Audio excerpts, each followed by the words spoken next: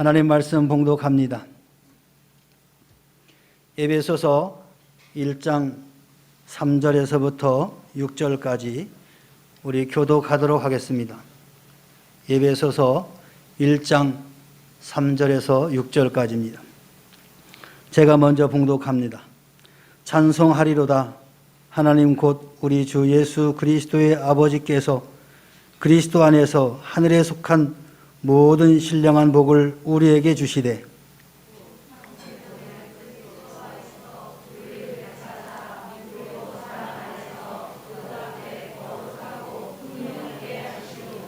그 기쁘신 뜻대로 우리를 예정하사 예수 그리스도로 말미암아 자기의 아들들이 되게 하셨으니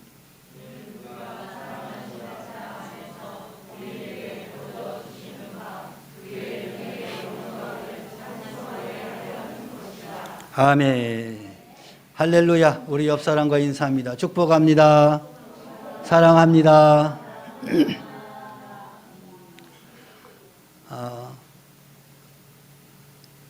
우리 명문교회가 이 땅에 세워진 지 15년 하고 3일이 지났습니다. 2006년 12월 2일 날 그 추운 날 설립 예배를 드렸습니다. 그리고 나서 지금 15년이 되었습니다. 우리 인간으로 따지면 청소년 정도 해당되죠. 청소년 때에는 어떤 삶을 살죠? 굉장히 진취적인 생각을 가지고 희망을 가지고 하면 된다라는 그런 정신을 가지고 살아가는 시기가 청소년기입니다. 그래서 이 청소년기는 그들의 나름대로 굉장히 큰 비전을 갖고 또 아이디어를 갖고 노력하는 시기라고 할 수 있습니다. 맞나요? 우리 청소년들. 범진이 그런가요? 자, 꿈을 가지고 살아가는 뭔가 목표를 정하고 살아가는 시기가 청소년기입니다. 그렇다고 한다면 우리 명문교회도 바로 그러한 정신을 가지고 이제 교회가 새롭게 또 시작을 해야 됩니다. 15년이라는 시간을 뒤한 길로 보내고 이제 앞으로 또 20년, 25년, 30년 주님 오실 그때까지 교회는 계속해서 새로워지면서 개혁되어지면서 아마 이 땅에 존재할 것입니다. 여기 계신 분들은 나이가 들면 하나 둘씩 이제 떠나게 돼 있습니다. 나는 죽어도 살겠다. 2000년까지 살겠다. 뭐 그렇게 생각하시는 분은 없을 겁니다. 저도 역시 주님이 부르시면 어느 때가 가겠죠. 그래서 그 주님 부르실 때까지 우리는 이 주의 핏값으로 세운 교회에서 우리에게 준 사명을 감당해 나가는 것입니다. 그것이 우리 하나님의 아마 뜻일 줄로 생각합니다. 또한 특별히 이 날을 기념하면서 한 영혼을 주님께로 이렇게 초청 행사를 합니다. 이건 긴밀한 연관 관계가 있습니다. 왜? 우리 주님이 가장 기뻐하는 것이 한 영혼이 주께 돌아오는 것을 가장 기뻐하시기 때문에 그렇습니다. 그래서 15주년 이 기쁨이 또 한 영혼을 주님께로 초청하여 구원 얻게 하는 그런 놀라운 일들이 더 하나님의 기쁨이 되기 때문에 오늘 보니까 얼굴이 못 보신 분들이 몇 분이 계신 것 같습니다. 우리 집사님들이 열심히 기도하시고 지금까지 말씀을 전하고 그래서 오늘 드디어 이 초청 예배를 통해서 주님 앞에 나온 것으로 저는 믿습니다. 이후로 더욱더 주님이 기뻐하는 삶을 살아가시는 여러분 되길 바랍니다. 제가 이제 여러분들을 소개하고자 하는데 그냥 앉아서 손만 들으시면 됩니다. 우리 이기정 집사님이 방석영 성도님, 나선이 성도님은 들어본 이름인데 그래요. 예. 하여튼 감사합니다. 그리고 우리 박운숙 권사님이 참 재작년부터 열심히 기도하고 그 자녀들을 위해서 마음을 엄청 많이 썼던 분이신 것 같아요.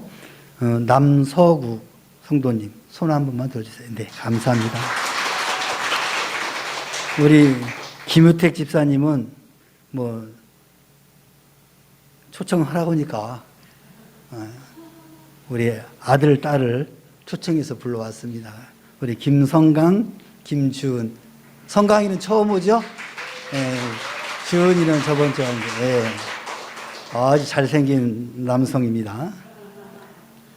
우리 박혜준 집사님이 이제 김소아님을 초청을 했는데 이제 왔다가 급히 갔어요.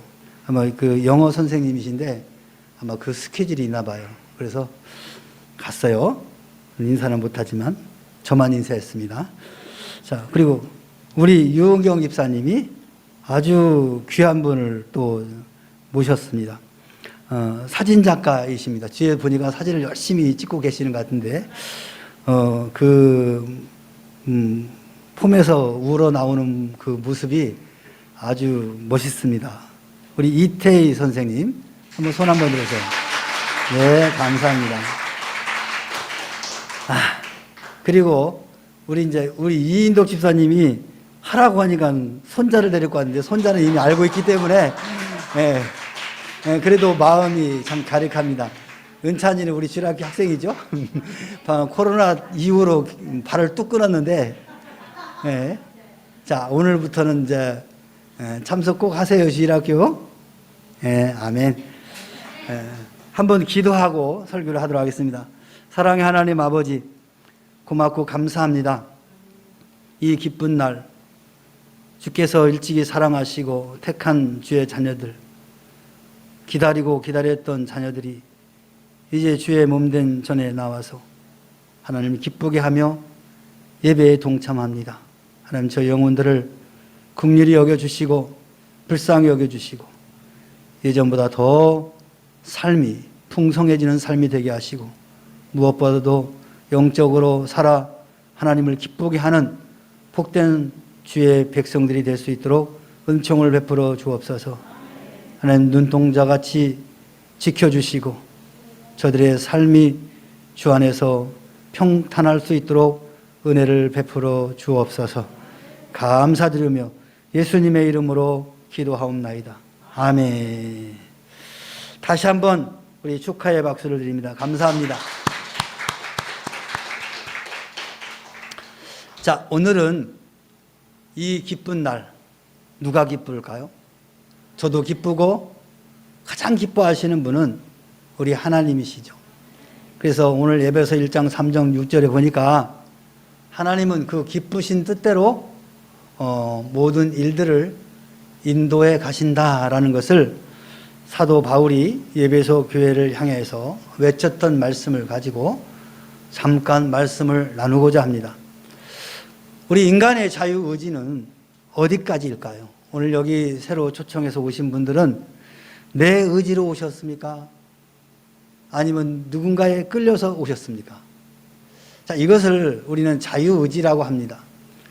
여러분들이 이 자리에 오게 된 것은 내가 오려고 했으니까 온 거지, 이렇게 다들 생각을 합니다. 내가 안 오고 싶었으면 안 오지 뭐. 그렇죠? 그게 의지죠. 하나님은 우리를, 인간을 창조하시고 인간에게 이런 의지를 주셨어요. 스스로 뜻을 정하고 결정할 수 있는 그런 권한을 주셨다는 거죠. 그래서 이거를 자유의지라고 해요. 그렇다고 한다면 하나님을 믿는 것조차도 내 자유의지로 믿는 거 아니야? 내가 믿고 싶으면 믿는 것이고 안 믿고 싶으면 안 믿는 거 아니야? 라고 말할 수 있을 것입니다. 여러분, 어항 속에 있는 붕어를 한번 보세요. 참 예쁘죠? 근데 그 붕어가 자유롭게 거기서 물속에서 헤엄을 치면서 있어요. 그런데 어느 날 이 붕어가 나는 이 어항이 답답해 하고 어항을 탁 뛰쳐나갔어요. 그러면 이 붕어는 살까요? 죽을까요? 죽죠. 이 붕어는 어항 속에서의 자유입니다.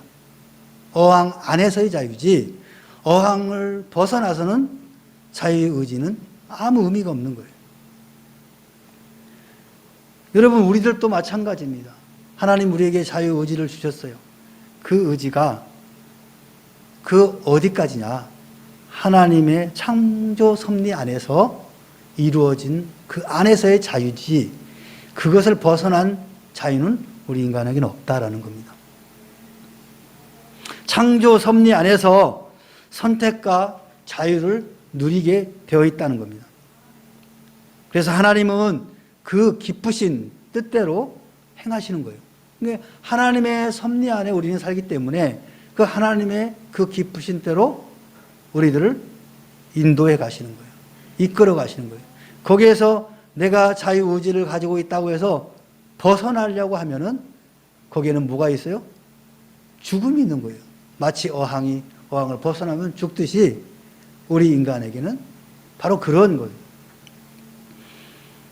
하나님은 오늘 이 본문의 말씀을 통해서 우리에게 불변의 가치를 우리에게 말씀해 주고 있어요. 그게 뭐냐면은 선택의 복을 받은 사람이라는 거예요. 오늘 4절 말씀에 창세전에 그리스도 안에서 우리를 택하사 그랬어요. 우리가 하나님을 택한 것이 아니라 하나님이 우리를 택했다는 거예요. 그 인간의 입장에서 볼 때는 기분 나빠. 내가 하나님을 택했지 왜 하나님 나를 택해? 내가 교회 안 나가면 되고 아예 안 믿으면 되는 거지. 이렇게 말할 수 있어요. 그것조차도 하나님의 섭리 안에 있는 거예요. 그것조차도. 그래서 우리는 하나님께서 이미 예정하신 그 계획 속에서 우리는 선택하게 되고 거기서 자유의지를 누리게 되는 거예요. 하나님이 택한 사람은 언제든지 하나님 방법을 이끌어 가세요. 하나님께서 구원하시고자 작정한 그 사람은 숨이 넘어가는 그 순간에 구원하셔요. 자기는 안 믿으려고 발버둥을 쳤지만 그 죽음의 순간에는 고백할 수밖에 없는 거예요. 근데 하나님이 버린 사람은 내가 아무리 내가 예수를 믿으려고 해도 종말에 가면은 예수를 부인하고 죽는 경우가 있습니다. 이 땅에서 집사가 되고 장로가 되고 권사가 됐는데 죽을 때 가서는 나 그런 하나님 안 믿어 하고 죽는 사람이 있어요, 여러분. 근데 어떤 사람은 살았을 때는 나는 죽어도 예수하고는 관계없어. 아주 일을 박박박 하던데 죽을 때 가니까 나 예수 믿을래 하고 예수 믿고 돌아가시는 분이 있어요. 이런 걸 보면은 하나님이 택한 자녀들이 있구나. 그 사람들이 볼 때는 참 불합리한 것 같지만 하나님의 관점에서 보면은 택한 사람과 그렇지 않은 사람이 있어요. 창세기 25장 23절에 보니까 리브가가 쌍둥이를 잉태했어요. 이제 이삭의 아내가 리브가인데 이 리브가가 쌍둥이를 잉태했어요. 그래서 거기에는 에서와 야곱이라는 두 아들이 잉태를 했어요. 근데 이 두 아들이 뱃속에서부터 엄청 싸우는 거야. 네가 낳았다, 내가 낳았다. 그런 말은 없었는데 아무튼 그렇게 싸웠다는 거예요. 하나님께서 뭐라고 했냐? 두 국민이 내 태중에 있다. 두 민족이 내 복중에서부터 나누이리라. 이 족속이 저 족보다 강하겠고 큰 자가 어린 자를 섬기리라. 이미 하나님께서 리브가의 뱃속에 있는 두 아이를 누구는 버리고 누구는 택해버린 거예요. 그러니까 우리가 볼 때는 참 불합리하죠. 하나님 왜 똑같은 아들인데 누구는 버리고 누구는 하나님의 나라를 이끌어갈 그런 존재로 세웁니까? 라고 말할 수 있어요. 이 바로 하나님이 기쁘신 뜻대로 선택하는 거예요. 우리에게는 아무 거기에 대한 권한이 없는 거예요. 토기장이가 열심히 토기를 만들어요. 근데 흙으로 어떤 거는 개밥그릇도 만들고, 어떤 거는 물 먹는 사발도 만들고, 어떤 거는 귀한 음식을 넣은 대접도 만들고 그래요. 근데 이 개밥그릇이, 이 그릇이, 아니 왜 나는 개밥그릇을 만들어요? 나도 좀 그 귀한 상에 올라가는 귀한 대접으로 만들지. 그럴 말할 권리가 있습니까? 없지요? 그냥 도기장이가 만드는 대로 그냥 쓰임 받는 거예요. 하나님은 우리를 창조하셨는데 똑같이 창조하지 않았어요. 다양하게 만들었단 말이에요. 그래서 그 다양하게 하나님의 기쁘신 대로 쓰임 받도록 되어 있는 거예요. 그래서 개밥 그릇이든 귀한 손님 상에 올라가는 그릇이든 똑같이 그릇으로 역할을 하면 되는 거예요. 근데 사람들은 안 그러죠. 왜 나는 개밥 그릇이야? 좀 귀하게 쓰이는 그릇으로 만들지. 근데 도기장의 그 권한이에요. 만든 사람의 권한. 다시 말하면 우리 인간을 창조하신 하나님의 권한이라 이 말이에요. 근데 피조물인 우리가 왜 나를 이렇게 했어요? 왜 나를 이렇게 해서 할 수가 없는 거예요. 그러면 그렇지, 어떤 사람들. 그러면 뭐 하나님 이미 정해놨는데 뭐 그냥 대충 살지? 모두 그렇게 열심히 살아? 또 그렇게 말하는 분도 있어요. 근데 여러분, 아까 말씀드린 인간에게는 선택의 그런 자유가 주어져 있어요. 그냥 하나님의 큰 틀 안에 있지만 그 안에서 우리에게 주어진 자유를 가지고 얼마든지 선택하고 더 나은 삶을 살 수 있도록 하나님이 열어놓으신 거예요. 그래서 그 틀을 벗어나지 않는 범위에서 우리는 자유를 누릴 수 있는 거예요. 그래서 여러분들이 예수를 믿고 하나님의 자녀가 되고 그 자녀가 된 사람으로서 이 땅을 성실하게 하나님 말씀대로 살게 되면 하나님이 그에 합당한 이 섭리 안에서 우리를 사용하시는 거예요. 그래서 성경은 그릇을 깨끗하게 씻어놔라. 그러면 좋은 음식을 담는 그릇이 될 것이다. 우리의 심령과 우리의 삶을 깨끗하게 해놓으면 하나님이 거기에다 귀한 걸 담을 수 있는 그릇으로 만들어주는 겁니다. 여러분, 우리 명문교회 성도 여러분들이 다 그런 삶을 누리시길 바랍니다. 또한 하나님께서 우리에게 주시는 복이 뭐냐? 4절에 보니까 4절 후반에 그 앞에서 거룩하고 흠이 없게 하신다 그랬어요. 그러니까 하나님은 하나님의 백성들이 흠이 없기를 원해요. 하나님 보시기에 참 아름답다라고 되기를 우리 모든 사람들을 향해서 소망하고 있다는 거죠. 그런데 아담 이후에 우리 인간들이 죄를 졌잖아요. 죄를 졌다 보니까 우리의 심령이 오염되어 버렸어요. 거룩하지 못하다는 거죠. 그래서 어떻게 하면 저 인간들을 좀 거룩하게 할 수 있을까 해서 방안을 세웠는데 그게 뭐냐? 제사를 드리라 그랬어요. 그래서 구약시대에는 동물을 잡아가지고 그 피로 뿌려서 지은 죄를 하나님으로부터 사함받는 그런 방법을 하나님이 주신 거예요. 그래서 구약에 있는 사람들은 다 하나님 앞에 때가 되면은 동물 양의 피를 뿌려가지고 그로 제사함을 받는 그런 제사를 드렸어요. 하나님은 공짜가 없어요. 죄를 졌으면 그 죄에 대해서 반드시 그 벌을 내리게 돼 있어요. 죄가를 묻는다는 거죠. 그게 하나님의 공의예요. 그런데 하나님이 오늘 내가 기분 좋으니까 제사 안 드려도 내가 용서해 줄게, 이런 분이 아니시란 말이에요. 모든 사람들에게 어린아이부터 노인이나 이렇게까지 모두 다 죄 사함을 받기 위해서는 제사를 드리라 그랬어요. 그래서 다 제사를 드렸던 거예요. 그래서 그 피를 하나님이 받으시고 그 사람의 죄를 용서해 주시는 거예요. 그런데 하나님이 그것도 너무 힘든 거예요. 매번 백성들이 1년에 한두 번씩 그 피를 들여가지고 하니까 하나님이 피냄새가, 여러분 피냄새 맡아봤죠? 막 비리고 막 구역질 나거든요. 근데 그 피가 또 썩어봐요. 엄청 냄새가 심하거든요. 하나님도, 하나님은 인간이 아니시지만 그게 너무 싫은 거예요. 그래서 안 되겠다. 예수를 좀 보내자. 예수는 바로 하나님이시거든요. 하나님이신 그분이 인간의 몸을 입고 이 땅에 오신 거예요. 그래서 그 예수님이 십자가에 못 박혀 피 흘렸어요. 그 피로 이제 그 피를 믿는 사람들은 다 용서해 주는 거예요. 그래서 오늘 이 신약 시대에 오늘 우리들에게는 큰 혜택을 드린 거예요. 그게 없었으면 지금도 아마 양 잡아가지고 그 피로 제사를 드렸을 거예요. 죄사함 받기 위해서. 근데 하나님이 여러분을 사랑하셔가지고 독생하신, 지극히 사랑하는 독생한 그 하나님의 그 아들을 보내신 거예요.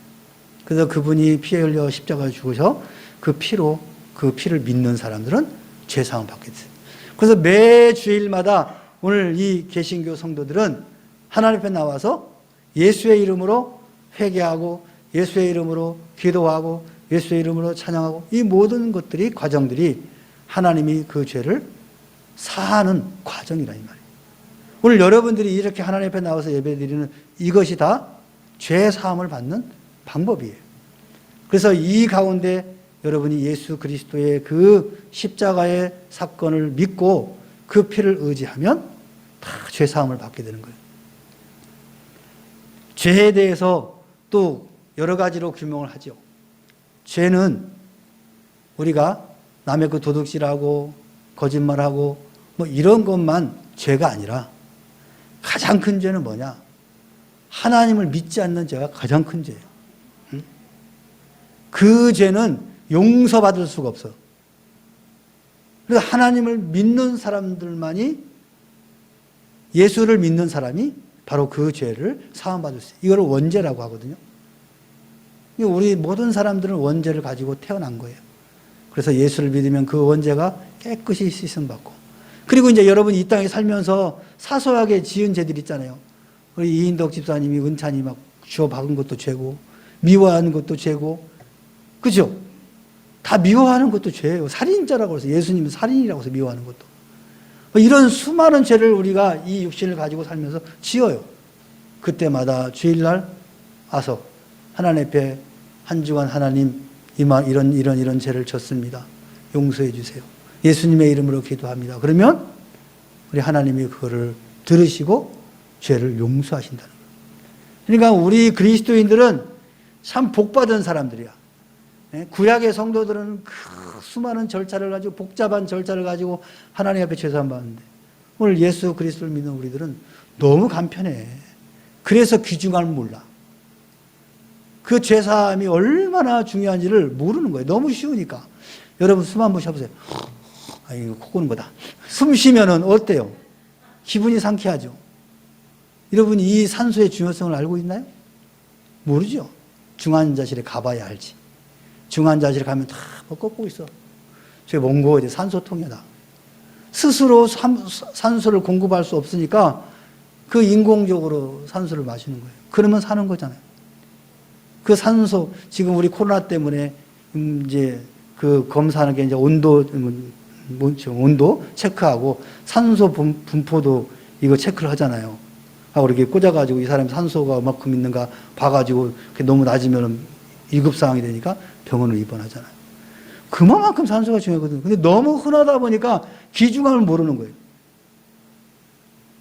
복잡하면 귀중한 줄 알 텐데 너무 쉬우니까. 예수 그리스도를 믿으면 죄 사함 받고 구원 얻는다는 이 단순한 것 때문에 예수님의 귀중함을 몰라버리는 거예요. 죄 사함에 대해서 귀중함을 모르는 거예요. 로마서 8장 2절에 보니까 그리스도 예수 안에 있는 생명의 성령의 범이 죄와 사망의 법에서 나를 해방하였다. 여러분은 죄와 사망의 법에서 자유함을 누리는 사람이 진정한 자유인이에요. 한번 나를 따라서 해보세요. 나는 진정한 자유인이다. 할렐루야. 여러분 예수를 믿으면 이제 죄와 모든 사망의 그 굴레로부터 해방된 사람들이에요. 그 기쁨을 여러분 누리시기를 바랍니다. 마지막으로는 5절에 보니까 예수 그리스도로 말미암아 자기의 아들이 되게 하셨다 그랬어요. 이 양자의 복이에요. 양자. 하나님의 자녀가 된 거예요.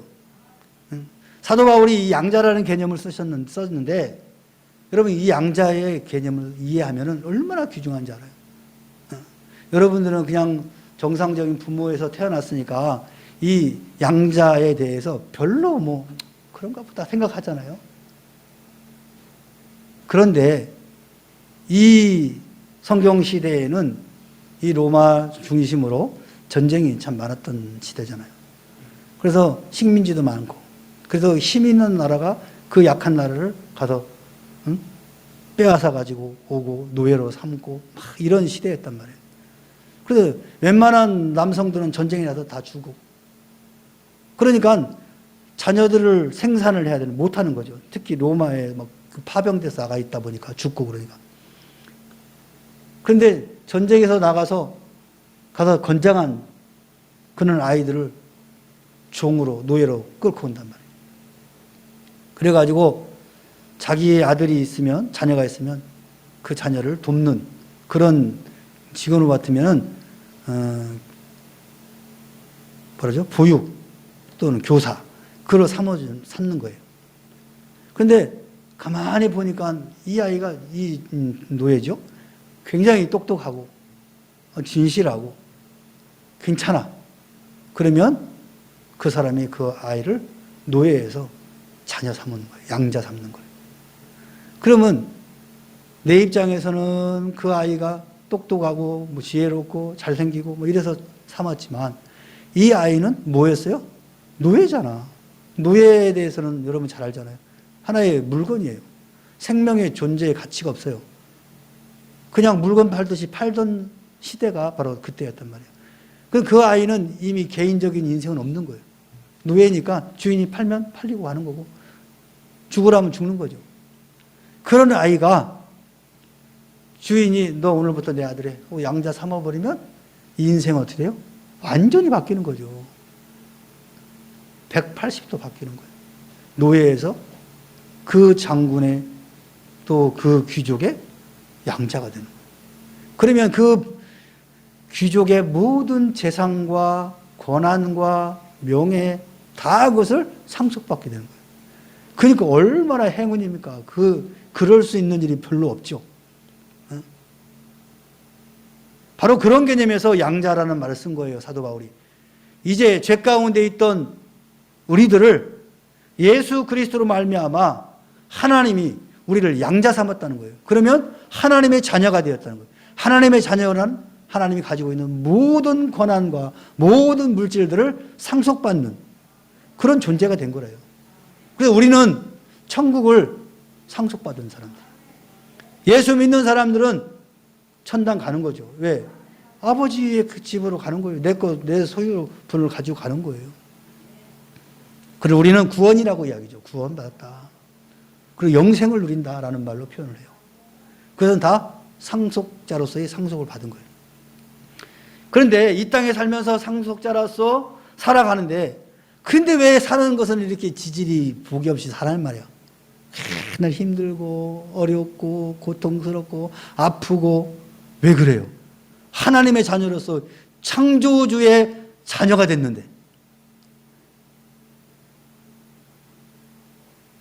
로마서 8장 16절 18절을 보니까 성령이 친히 우리 영과 더불어 우리 하나님의 자녀인 것을 증언하시나니 자녀이면 또한 상속자 곧 하나님의 상속자요 그리스도와 함께 한 상속자니 우리가 그와 함께 영광을 받기 위하여 고난도 함께 받아야 할 것이라.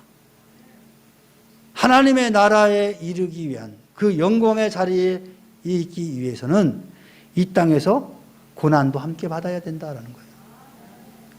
이 세상에서 여러분이 고난도 받아야 한다라는 거예요. 그런 자가 결국에는 하나님 나라에 이르게 된다. 그래서 오늘 사도 바울은 생각하건대 현재의 고난은 장차 우리에게 나타날 영광과 비교할 수 없다. 지금 이 땅에서 7, 80년 살면서 겪는 고난은 영원한 세계에서 누릴 그 영광과 비교할 수도 없다는 거예요. 그거 어떻게 하라고요? 고난을 잘 극복하라 이거예요. 고난을 잘 이겨내라. 그렇게 사도 바울이 권면하고 있는 거예요. 오늘 우리가 이 땅에 살면서 참 어려운 삶을 살죠. 지금 뭐 코로나로 인해서 경제적으로 어려운 사람도 있고 또 육체적으로도 질병으로 굉장히 고통당하는 사람도 있어요. 다 고난이죠. 근데 그 고난을 고난이라고 생각하지 마시고 하나님 나라에 하나님 백성으로서 누릴 기업을 생각하면서 이것쯤이야 하고 마음을 먹고 우리가 이 땅을 살면 이 땅의 고난도 사실은 고난이 아니죠. 마음 먹기 다릅니다. 있습니다. 이것을 고난이라고 생각하면 고난이 되는 것이고 이것쯤이야 하면은 이것쯤인 거예요. 오늘 우리에게 주어진 그 양자의 복, 이 놀라운 복이 여러분에게 주어졌다는 사실을 믿으시고 이 땅에서의 자잘한 그 장애물과 고난들을 잘 이겨나가시길 바랍니다. 우리가 이 땅에 살아가는 동안 일시적으로 고난이 있어요. 그러나 종국에는 하나님의 상속자로서 기업을 소유하게 될 것임을 여러분 믿으시길 바랍니다. 그래서 우리는 하나님의 기쁘신 뜻 가운데 선택받았고 예수 그리스도 말미암아 제사함을 받고 예수 그리스도로 말미암아 하나님의 자녀가 되었다는 사실에, 이 엄연한 사실에 감사하시면서 그 하나님의 은혜를 찬양하시길 바랍니다. 우리 찬양 하나 합시다. 은혜로다.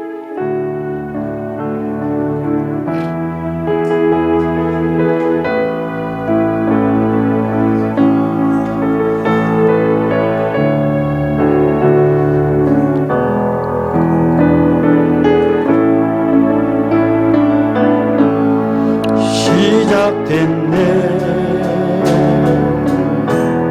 우리 주님의 능력이 나의 삶을 다스리고 새롭게 하네.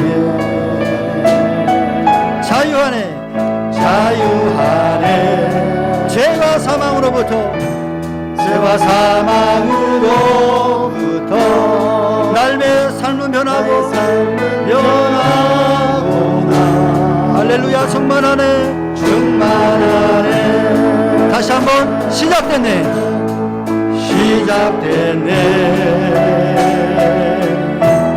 우리 주님의 능력이 아멘 나의 삶을 다스리고 새롭게 하네. 자유하네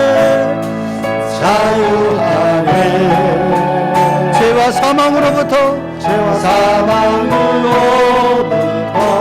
나의 삶을 변하고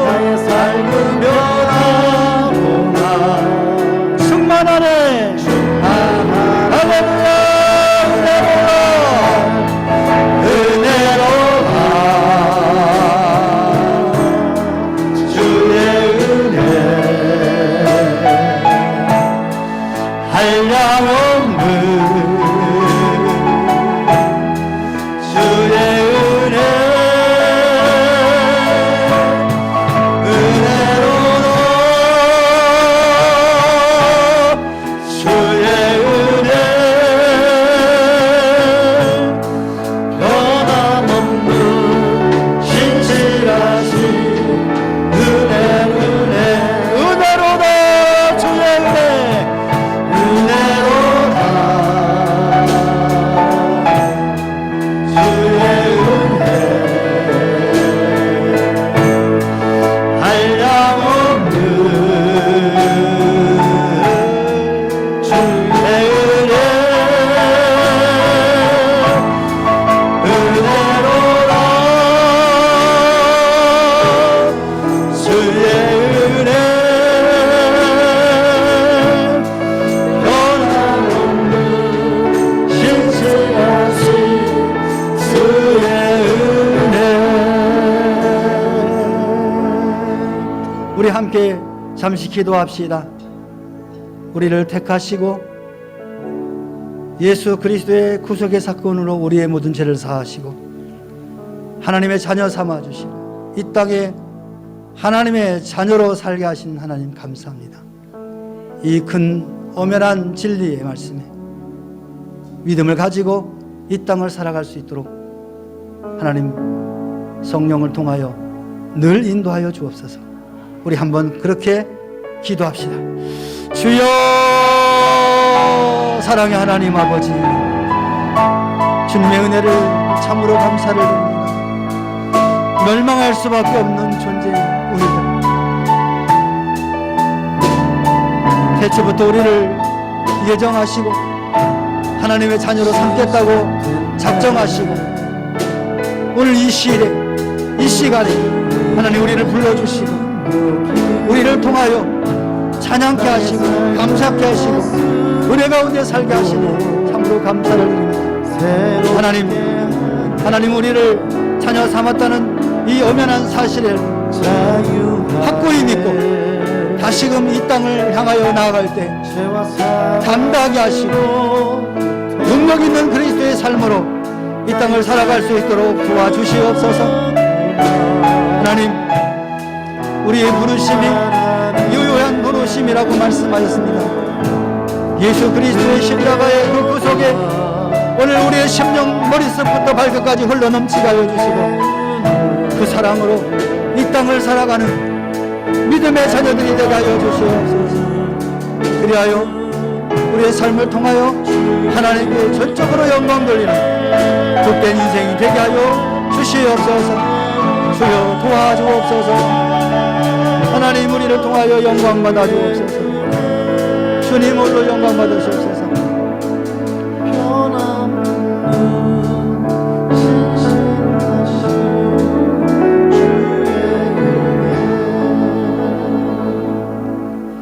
이제는 우리 구주 예수 그리스도의 은혜와 하나님 아버지의 무한하신 사랑과 성령님의 내주 임재 교통하심이 오늘 주의 말씀을 통하여 그 기쁘신 뜻 가운데 살기로 작정하고 돌아가는 사랑하는 주의 자녀들 심령 예와 오늘 주님 앞에 나와 새롭게 하나님의 자녀로 살겠다고 결단하고 돌아가는 사랑하는 주의 자녀들 심령 예와 저들의 가정과 직장과 사업과 생업 위에와 그리고 이 나라와 이 민족과 교회 위에 지금으로부터 영원토록 함께 있을지어다. 아멘.